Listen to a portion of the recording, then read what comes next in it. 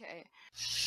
Can I take a moment to just think about my dream and anything else about it that could tell me anything?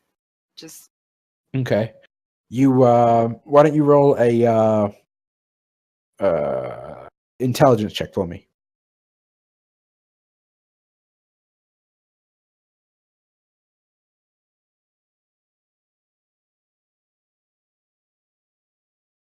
oh, did you say something? I might have. Oh yeah, I said can you roll a an intelligence check? Oh, I'm sorry.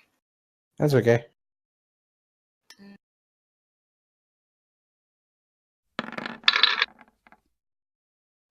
Nice. Nice. Alright. So you aside from thinking about the dream kind of making you a little bit sleepy, you remember little details here and there. You remember the claws being a big thing. The hands on the end of the arms were quite big. Same size, if not bigger than the head of the entity. Its arms were really long, and stretched out down to beyond its knees. If this thing was taking that form, it would definitely be noticeable. Well, you know that much. Right. You're trying to think of the person that was being attacked by this thing and clawed at, but you never really got a good look at their face. You can remember them. You remember it was a male that was down on the floor, and this thing was clawing at it, but you don't remember who the person was. You didn't get a good look at their face. It was kind of a blur. You saw flashes of this dream.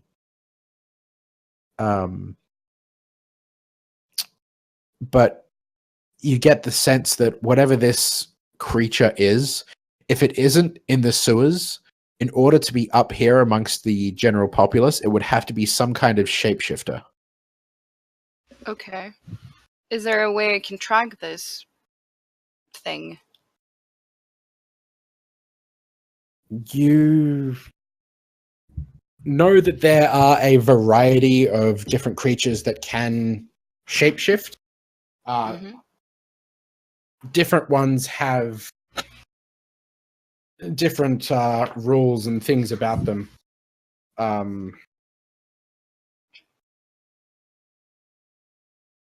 So it would kind of depend on if you are able to figure out which one it is, what kind of habits it would have. Right. Yeah, I sort of feared from the way you were describing the dream that it might be something that transforms in some kind of way. So, well, yeah, we could assume that maybe it is some kind of shifter. What do I know about shifters? You know that there is one that stands out quite strongly would be a doppelganger. Okay. A doppelganger is a shape-shifting monstrosity of sorts that you know that its adopted form allows it to blend into almost any group or community, but its transformation doesn't impart languages, mannerisms, memory, personality, that kind of thing. That's stuff that it would have to study itself from whatever it's transforming into. It just takes the shape. They often follow or capture creatures they intend to impersonate and study them and probe their minds for secrets. You also know that doppelgangers are swindlers. They work alone or in small groups, with group roles shifting from con to con. While one takes the place of a murdered merchant or noble, for example, the others take on a number of identities as circumstances warrant. Okay. Playing the parts of family or servants, while they live off of victims' riches. They're scammers, really, but they also they're scammers, but they also take part in more dastardly things like murder and the like. Okay. It's fairly common for a doppelganger to pull off some kind of murder or a heist or whatever under the guise of someone else, and then frame that person for it, and then move on to a different place. Okay. You also know that one important point about doppelgangers is that they can magically read like surface thoughts of a creature. Mm. That could be a problem. Okay. So it definitely wasn't these other guys, and I'm thinking that it could have some sort of connection with the guy we saw last night. So I guess I'm gonna try and find him and just follow him around and see if anything happens. Okay. I'll ask Faye if she happens to have seen the guy today. Which guy? The rich kid. The rich guy, the nobleman, the guy who had his finger bent by what's her name, Glenn. Mm-hmm. Do I remember seeing him, or you do remember in your time you spent wandering around town, you did spot him once. He was again hanging around with other nobility, and they were wandering around seemingly with a small regiment of personal guards. Okay, I'm gonna relay that info to Dai. Okay. Okay. So, I was gonna. Yes. I was gonna say I could see if Moro could try to track him, if that would help.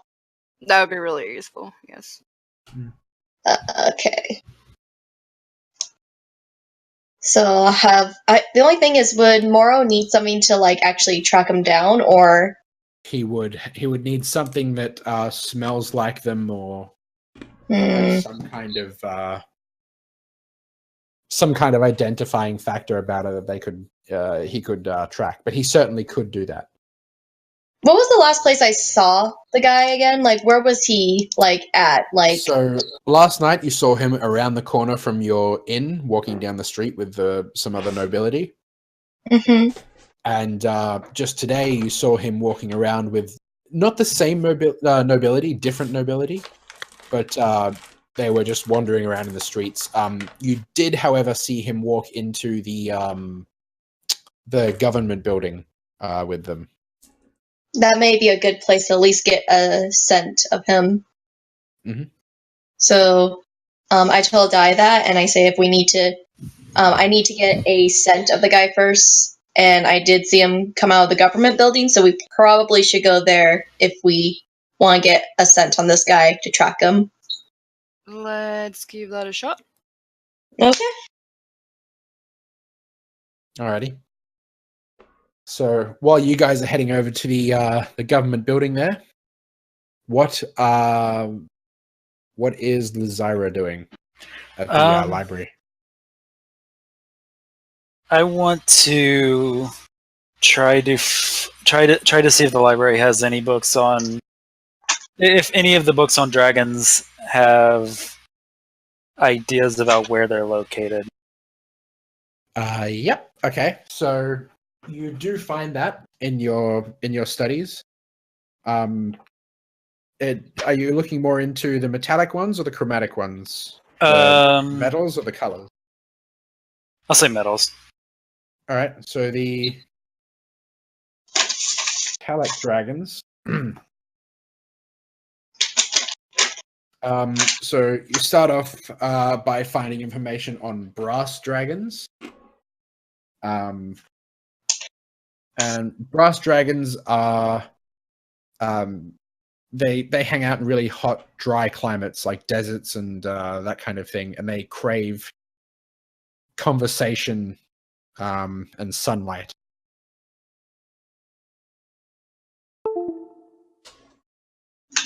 Okay.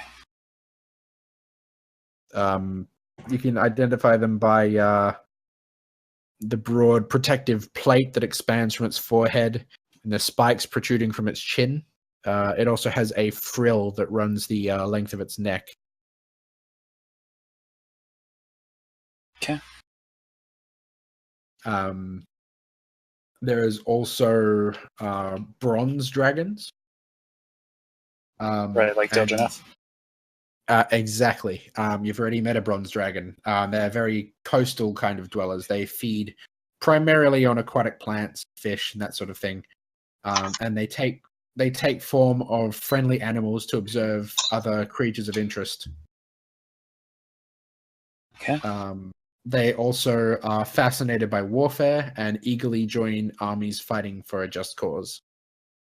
It's just kind of in their nature to do so. Right. And yeah, you recall Dildreneth and what he looked like. He was a bronze dragon. There's also copper dragons. Now, copper dragons are incorrigible pranksters, joke tellers, riddlers. They live in hills and rocky uplands and mountains. They love playing pranks and the like on people. You recall a tale whereby there was a village, a city, in fact, that on the outskirts of that city, there was a copper dragon who would take on the outskirts of that city. There was farmland, and farmers would come out bewildered in the morning to find like their livestock, their animals were standing. Like they would have cows that were standing on the roof of a barn, or a sheep that was standing at the very top of a tree, just kind of hanging in there. All sorts of ridiculous things like that, or like a pig like hanging out on the top of a silo, like screaming out for help. Like it's do I actually know where that is, or is it just roll a history check for me. Okay.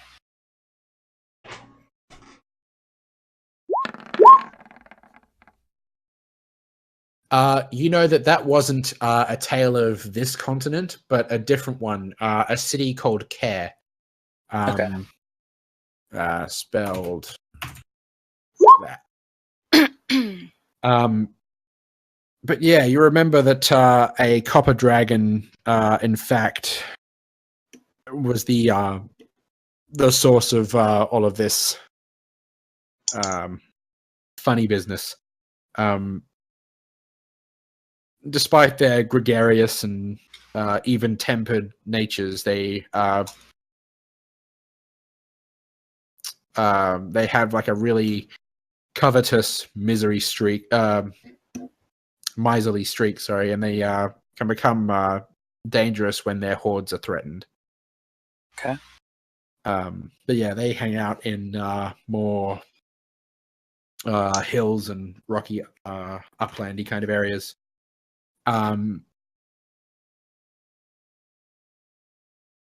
There's also gold dragons. And out of all the metallic dragons, gold dragons are arguably among the most powerful and majestic. They are definitely dedicated foes of evil entities.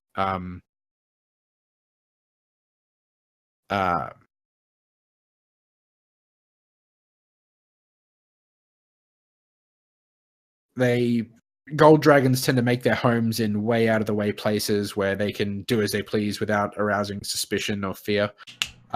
Most of them dwell near lakes and rivers and mist-shrouded islands, cave complexes hidden behind sparkling waterfalls, or ancient ruins, or places that people don't really go to, so they can just have their alone time and not have to worry about people getting all judgy or freaked out by them. Okay. Silver dragons are arguably, among metallic dragons, at least, the most friendly and social of them all. They very happily assist good creatures in need.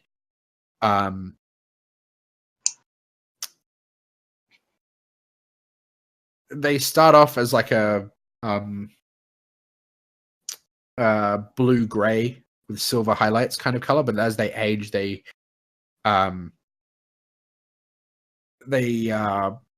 more the color gradually brightens until it's more or less the individual scales are barely visible and they just shine. Very like virtuous kind of creatures. They are definitely, out of all the dragons, they are the most good. They have very high respect for humanity and lesser being. But silver dragons tend to dwell among the clouds, and they often hang around secluded, cold mountain peaks and things like that. But many are comfortable in natural caverns and abandoned mines and things like that. They covet lost outposts of humanoid civilization, an abandoned mountaintop citadel or a remote tower raised by a long dead wizard is a sort of lair that every silver dragon dreams of. Okay. And those are the metallic ones and where to find them. Okay. And for curiosity's sake, I want to see if there's a way to contact Bahamut and Tiamat. Oh my So, God. contacting, quote unquote, the deities is something that many believe can be achieved through prayer. The way that they work is kind of a mystery, whether or not they actually follow through and reply in a very general sense, or if they leave messages or hints or clues. However they act is kind of a it's kind of a thing of debate. I will get you to roll a religion check. Okay. How hard can Lysira pray? Pray the gay away. I mean, I have proficiency in religion. I mean, yeah. What? Yeah, don't question it. So, How? so you know that the gods kind of have, or deities have a sort of a rule set where they're not allowed to directly interfere with the goings on in the world unless an opposing entity has interfered and they have to act in order to stop it. Entities like Bahamut and Tiamat, for example, have been at war with one another for many thousands of years. You have heard tales of these entities reaching out and contacting beings in this realm for different reasons. Oftentimes, Tiamat's deal is, hey, if you get me out of hell, I'll give you a whole bunch of power, that kind of shit. Ever since she was banished to hell by Bahamut and his followers way back when. And oftentimes with entities like Bahamut, it's the case where people will go to them for guidance, and those kind of good entities will give them a sign, a symbol to say, hey, you're on the right path, or hey, you need to change your ideals up a bit. As for direct interaction with deities, most just turn to prayer and hope. Okay. All they've been able to figure out at this stage.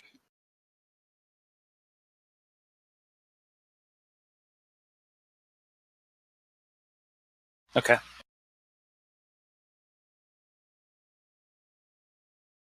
Yep. Okay, that's all. That's all I was interested in for now. Then.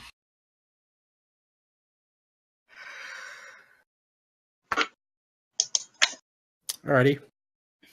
religious shenanigans. So, what would you guys like to do? I'm assuming I'm done with training for the day, right? Yes, you are. After you, it gets to about evening, and Irving is just kind of like, well, that's most of what I'd like to teach you for this lesson. Continue practicing. Keep practice makes perfect, you know. Yeah, that is true. Yes. But yeah, that's most of what you get out of this lesson, and yeah, he sends you on your way, and you head out toward the inn. Anything else you would like to do? When's the next time I can meet him is what I should have asked. So the next meeting is just like when you're in town and available. Okay. And you want to spend some time doing this, he's usually here. That's good. Yep. So whenever I have like downtime, if he's available. Yes. Cool. What time is it? It's evening, probably around 6, 7. Had a pretty busy day. I probably should rest a bit. So. Alrighty. Head back to the inn. Actually, is there a tavern somewhere, or like what? Sorry. A tavern or something like there that? are quite a few different bars and taverns. Yeah. Which one would be the one where it's most likely to like find people gambling? Oh my god. There are a couple of places like that. Gunther had a busy day. He needs to play a bit. All right. We'll get this kicked out of him. Yeah, you know, one establishment which is named the Same-Sided Coin. That place is definitely one where everyone goes to play poker and blackjack and games. They're similar, games of chance and dice rolls, that sort of thing. Yeah, I'll go there. Alrighty. So you head over there, and you immediately, as you walk in, you're met with the smell of smoke and drink, and people are all hanging out and playing cards, and there are a couple of people yelling at one another and spilling drinks and all sorts of things. It's a rowdy place. It's not the most high end, but it serves the purposes you're looking for. Yeah, seems like I might have a rough time if I fuck up. So, yeah. Right. What did you say there was again to play there? Games of chance like dice. There are card games like poker and blackjack. All sorts of things. I'd rather do the games like poker and stuff because it's easier to cheat at those. Not so much with dice. Right. Yeah. Not without loaded ones anyway. No, and I don't have any of those on me, so. Yeah. So you you find yourself a table and sit down with the people that are there, and start playing away. I will get you to roll a sleight of hand check. So dictate your nice. That's awful. Blame it on the workout today. Yeah. No, that's not gonna cut it for them. So you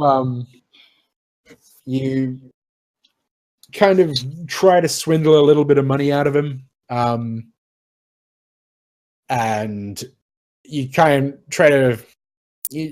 sort of go for a couple of your moves, like switch a card out, that sort of thing. But every time you try and do it, someone glances over at you and you play it off by like scratching your head or whatnot.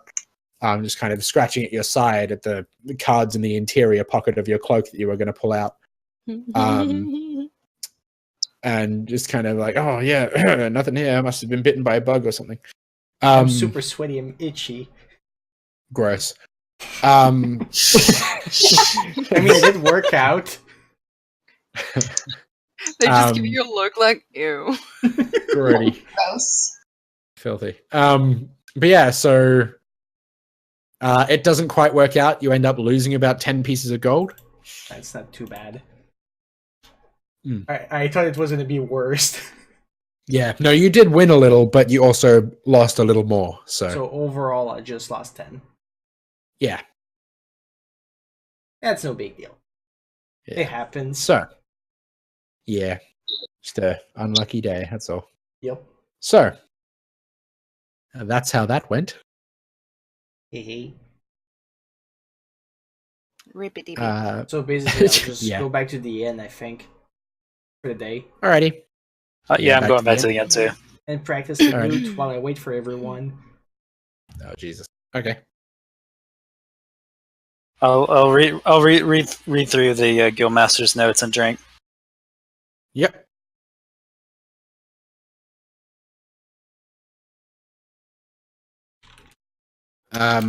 So what are Diana and Faye doing? Were they still investigating? Yeah, we're going over to Yeah. the government building to see if we can get a scent on the guy. Alrighty. So you head over to the government building and start poking around inside. You do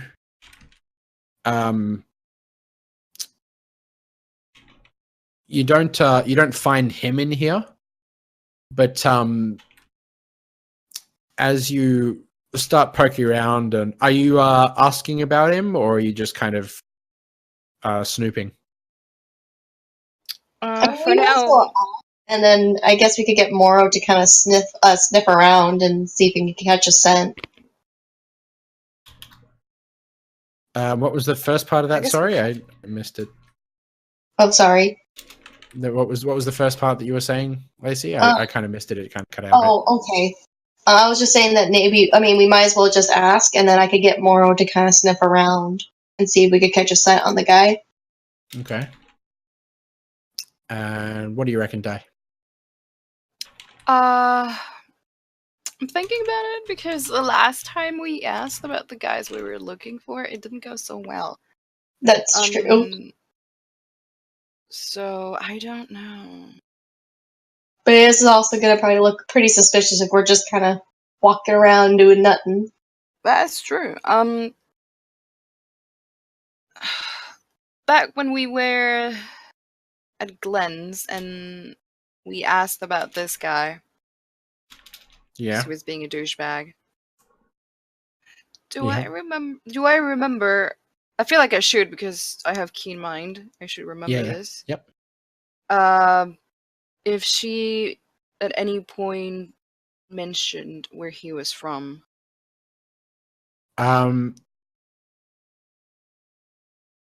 Yeah, she mentioned that he was from Vaskia in the north. He was one of the important noblemen up there. From where? I'm sorry. Vaskia in the north. Okay. It's this city here. So he's not from here.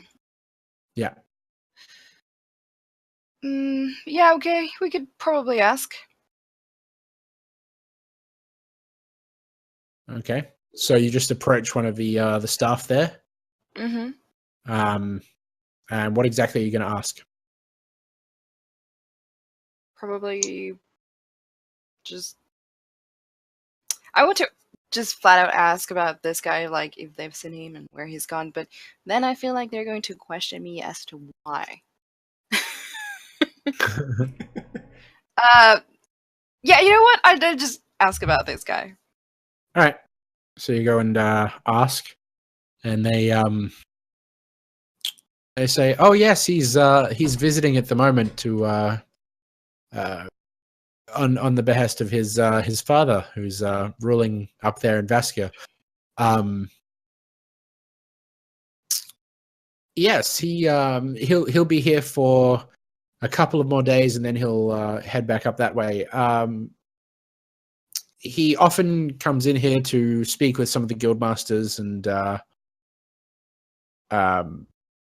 just sort of get updates on what's going on, give his own updates on what's going on up there, you know. Okay. Can I ask where I can find him right now. Right now, he would probably be at this time in the evening, either at one of the guildmasters' homes speaking to them, or he could be over in one of the higher quality inns. Typically, when a nobleman from a far off place like that comes to visit, they'll book out a whole area of an inn, and have pretty heavy guard there to defend them, Right. just in case as security. So it would either be at a guildmaster's house or at an inn. Best way to find him would be to look for a heavy regiment of guards. I was going to say, like, yeah, I feel like this guy should be easy to find if he's being followed around by guards. Mhm. Okay. So that's good. Yep. I don't think we'd be able to easily get Moro to pick up a scent, because I'm pretty sure all sorts of people have been coming and going around all day. Mm-hmm. But yeah, why don't we start checking out those places, just walking around and see if we spot anything interesting. It should be hard to miss the bunch of guards standing outside. True. Mm-hmm. All right, so I'll get you guys to roll an investigation check for both of you. One sec. Hey, Rolling well today. bless. Not so much. Oh, wow. It's okay, Lacey. Welcome to the club. So, really, just an off day. Yeah. So you guys head to a bunch of different inns and guildmasters. You head to the one that you guys know, the head of the hunting co. But he had a meeting with the guy yesterday. You continue around looking for where he could be, and you do find an inn that's under pretty heavy security sort of protection. Trying to get in there and get up to where the guy is, like where he's staying, would be pretty impossible. Okay. Do I sense anything? Roll a d20.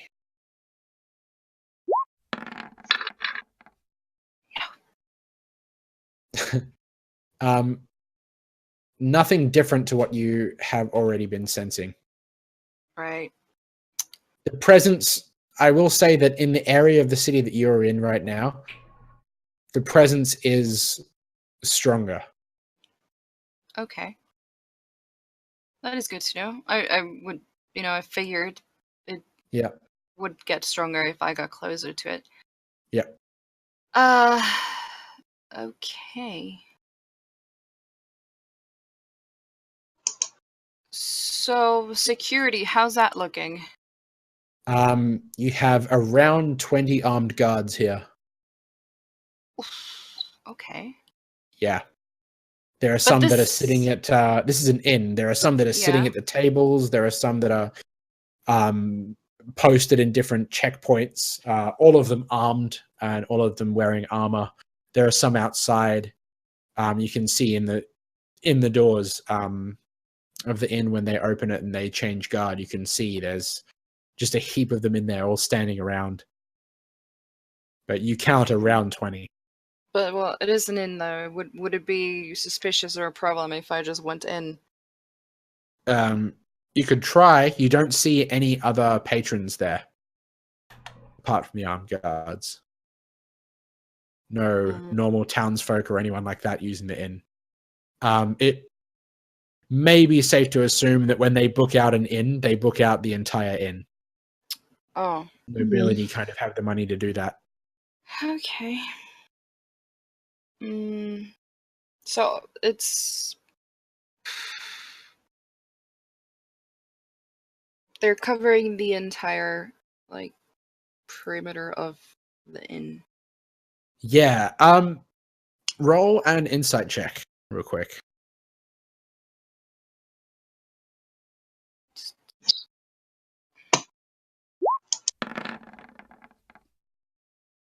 Yeah, these guys seem to be really thorough. These guys have been really well trained. They know all the different sneaky beaky entry points that one would think to use. Even some of the lesser thought of ones, like the cellar, the back door down into the cellar that could be picked and then climbed up into the rest of the building through. They have that on lockdown. Everything's got armed guards posted, all the windows, the doors, everything. They're everywhere.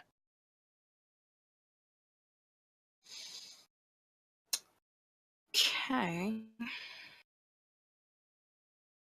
What should I do?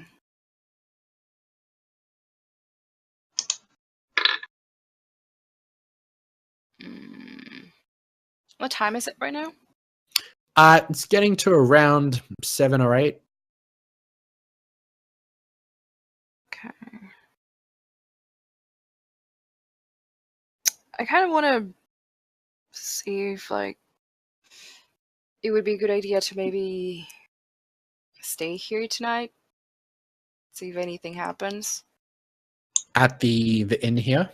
I mean, obviously I can't stay at the inn, but, you know, outside. Okay. Like, yeah, I might just camp out in there. Not in plain view, but Of course, yeah. In close. the alleyways and stuff. Just in the middle of the road.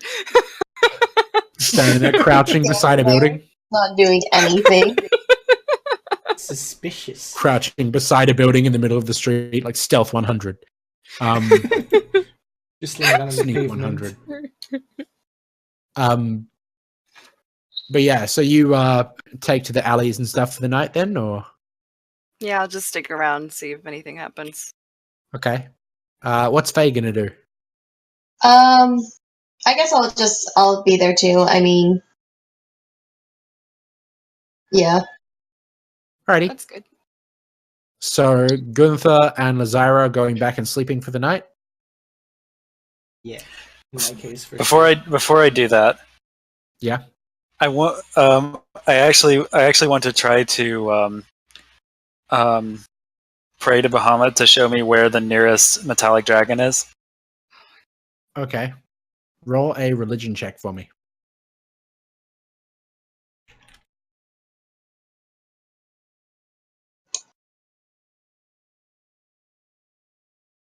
If you roll low, you have to like actually make up a prayer.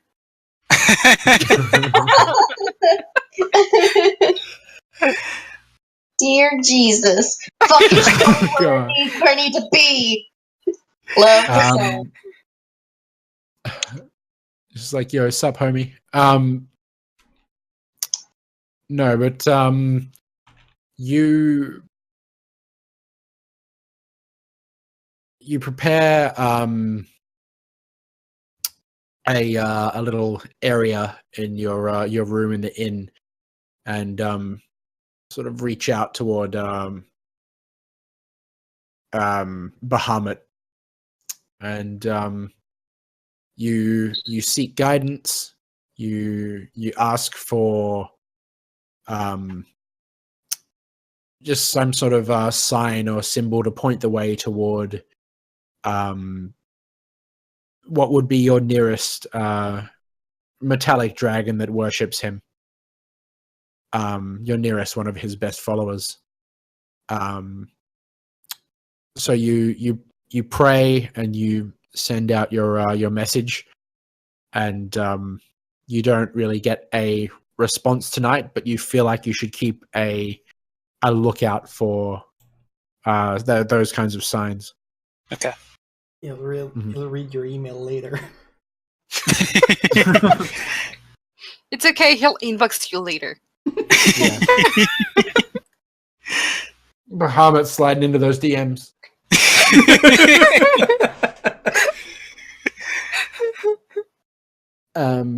But yeah, for tonight, best thing to do would probably be sleep. Yeah. All right. So Gunther and Desira get their rest on. Faye and Guy, you guys, I'll get you both to roll stealth checks and perception checks. Stealth and perception. We're not stealthing so good, but the perception is nice. And like the reverse. Di may not be So- stealthy, but she sure is seeing everything. Yeah, sure is. She's a lady with blue hair and horns. It's hard, okay? She stands Yeah. out. So you guys creep around the alleys and keep a lookout at the different windows of the inn and at the front door, the back door. Make sure there's no one coming in and out, or if there is, you keep track of who.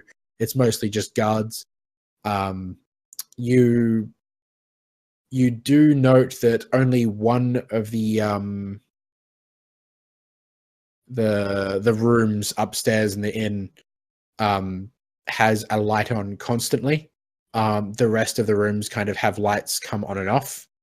And you would presume that some of the soldiers that are changing guard, would be sleeping in some of the other spare rooms and swapping out for the ones that are awake.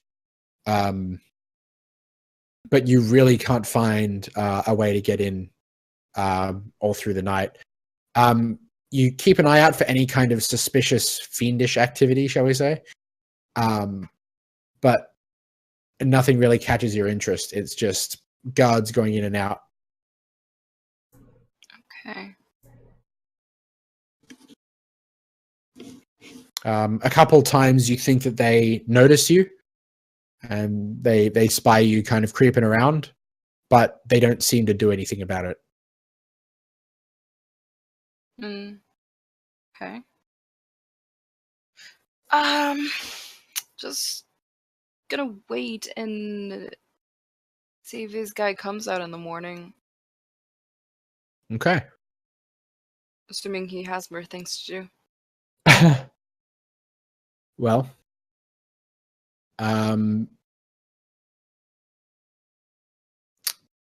morning rolls around.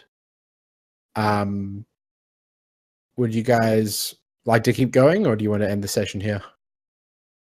It depends on Lacey, because I think she's tired. Just a bit, but if you guys want to keep going, I'm fine. Are you sure about that? Yeah. So what do you guys reckon? Personally, I don't don't mind, but either way. Lacey's tired. All right. So morning comes around. You guys continue to watch out to make sure that he doesn't come out in the morning. And it after a good while, he does emerge from there. He is surrounded by guards, but he comes out and starts heading over toward the government building. Right. When he does come out, Mhm. do I sense anything different? Uh, Him being roll an closer insight to check. me.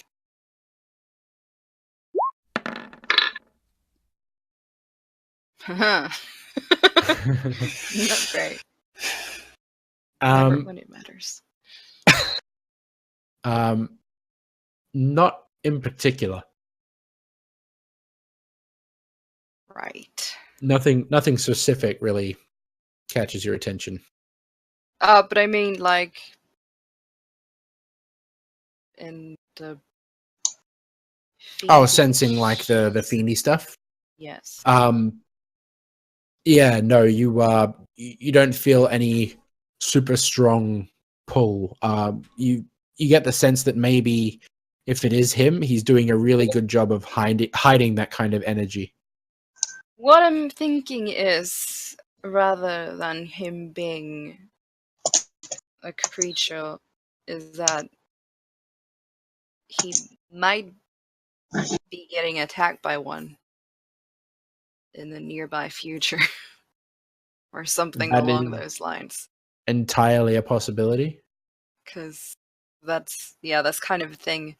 So yeah, just going to follow him around today, I guess. Okay. I don't know if Faye wants to stick around, go do something else. I mean, if you need me, but yeah. Okay.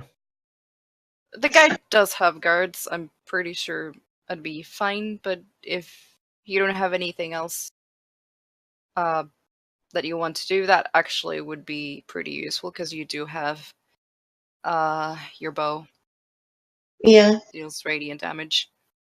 yeah. I'll just stick around then, especially if you need me. Alrighty. So while you guys are following him around for the day and observing him, Gunther and Lazira, what are you guys doing?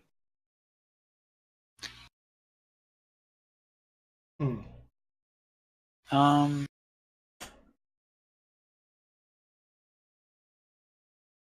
I want to go shop for weapons. Alrighty. So you head over to one of the weapon stores in town. And Yeah. Yeah, and start having a look at what they have on offer. Is there anything in particular you're looking for, or? I'm actually looking for a hand crossbow. Okay, just a really small one. Yeah. They do have them on offer. Yeah. All right. All right. So I walk up and ask how much it'd be for a hand crossbow. Hand crossbow, I'd let go for about 75 gold.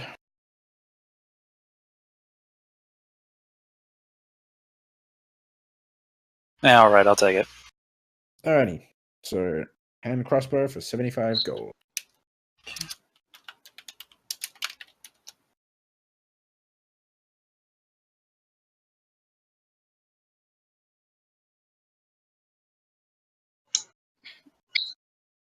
She just gets like one of these.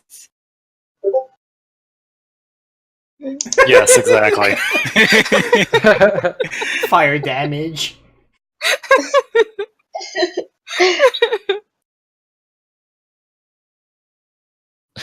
But they're holding it with two hands. It defeats the purpose. That's 1d6 on that, right? Yes. Okay.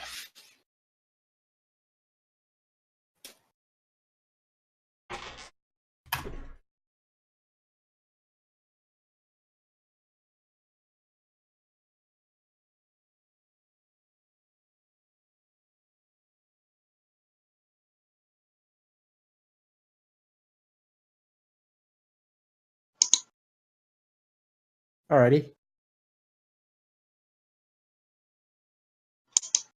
So you bought a hand crossbow. Yep. Okay.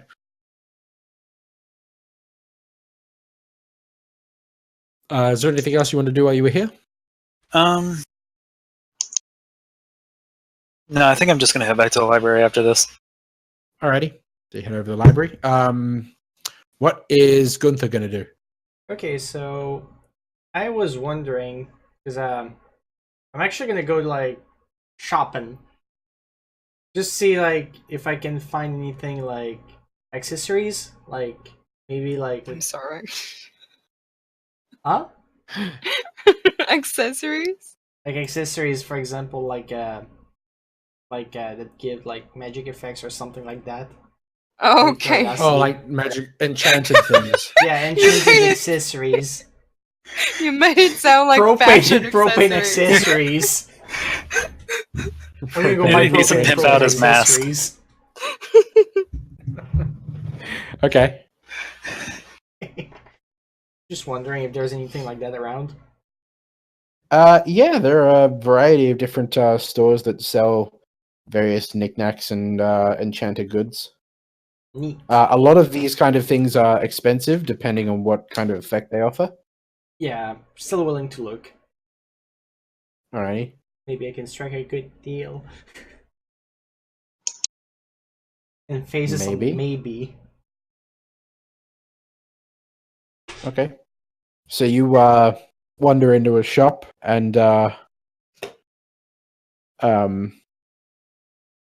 start asking around. Anything in particular that you are after? Not exactly. Mostly like browsing, maybe like finding something that will interest me. Okay. In your browsing,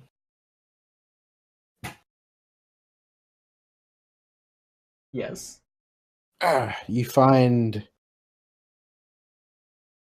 Give me 1 second.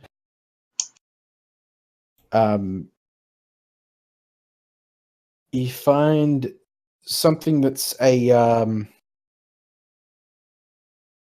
really finely crafted silver ornament. It looks like a long diamond shape. It's got a few green feathers sticking out of the top of it. That seems to be engraved and the like. Looks like it could have some kind of magical effect. What kind of effect? Roll an Arcana check.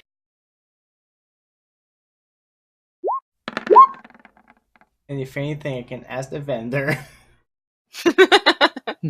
True. So yeah, I basically like, what does this do? And the vendor is an old woman.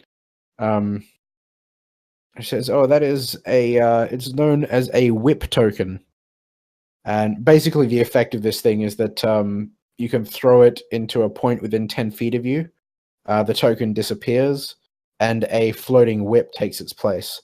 You can use that as a bonus action to make a melee spell attack against a creature that's within 10 feet of you, and of the whip rather. And with it has a +9 to its attack bonus, and on a hit, it deals 1d6 +5 force damage.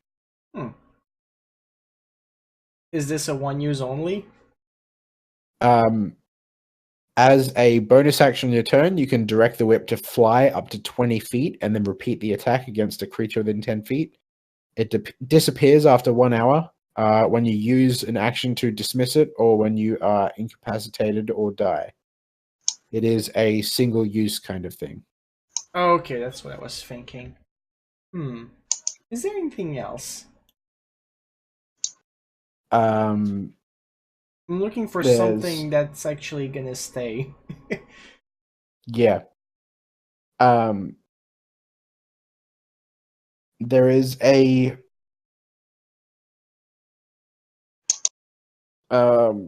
ring that's kind of a brassy kind of color, and on the top of it there's a purple ovalish symbol. Looking at it from above, it kind of looks like a brain, and it's a ring of mind shielding. So while you're wearing this ring, so you have to attune it to you, you're immune to a magic that allows other creatures to read your thoughts, determine whether you're lying, know your alignment, or know your what type of creature you are. Creatures can telepathically communicate with you only if you allow it. So basically, it blocks pretty much any mental magic unless I allow it. More or less, yeah. Yeah, You can use an action to cause the ring to become invisible until you use another action to make it visible again, until you remove it, or until you die. If you die while wearing the ring, your soul enters it, unless it already houses a soul. You can remain in the ring or depart for the afterlife as you see fit. As long as your soul is in the ring, you can telepathically communicate with any creature wearing it.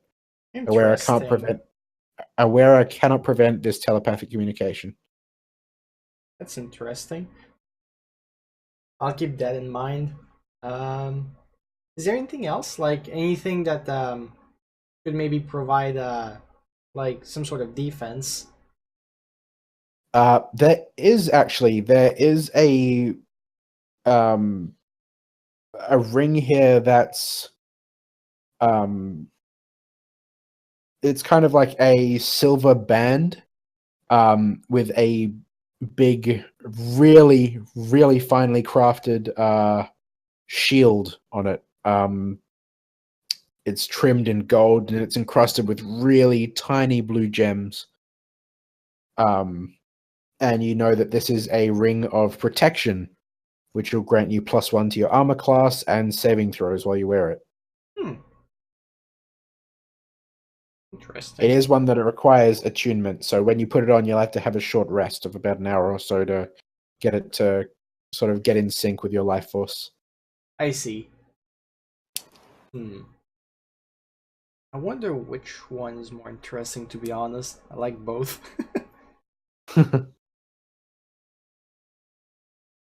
How much would like either of them be? So the Ring of Protection, she says that she'll sell for 120 gold. And the Ring of Mind Shielding, she'll sell for 150. I'm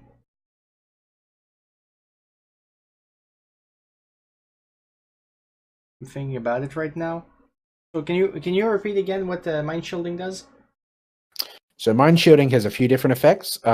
So you are immune to magic that allows other creatures to read your thoughts, determine if you're lying, know your alignment, or know the type of creature you are. Does it prevent spells that take control over me?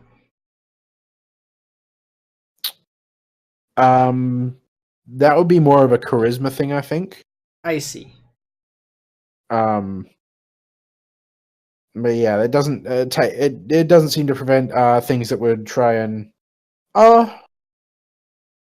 yeah, I don't know if it would prevent things that would try and take control over you. But things like reading thoughts, lying, knowing your alignment and your creature type, and then there's the soul housing effect, and you can also make it appear invisible as you wish.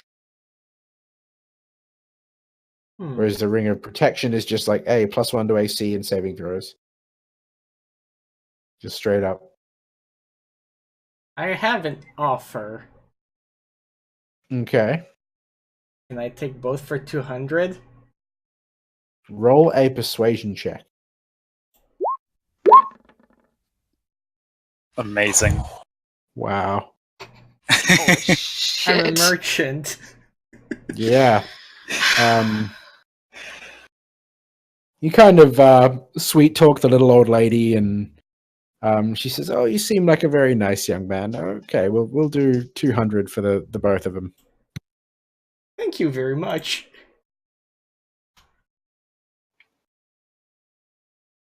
That's how you know Gunther is stingy a bit. He'll con an old woman out of money. Damn it. First blankets, I know this. They don't know that. No one knows that. Well, you can add those to your inventory there. I'm gonna do that. It's dangerous letting Gunther do things by himself. It is. When you let him do things by himself, he's probably gonna scam an old lady and steal blankets. It's a weird combination of things. Fuck. Unless he's scamming an old lady by selling her blankets. Good lord. What was the This is how the SARS outbreak started. what was the other ring called again? The mind protection one thing? The mind shielding. Ah, this. I wasn't far. Mind shielding. Add those to my treasures with the description and all. Yeah. that's gonna be it for me for now. Okay. I'm going to have to either take a break or call it here because I've got people over. That's okay.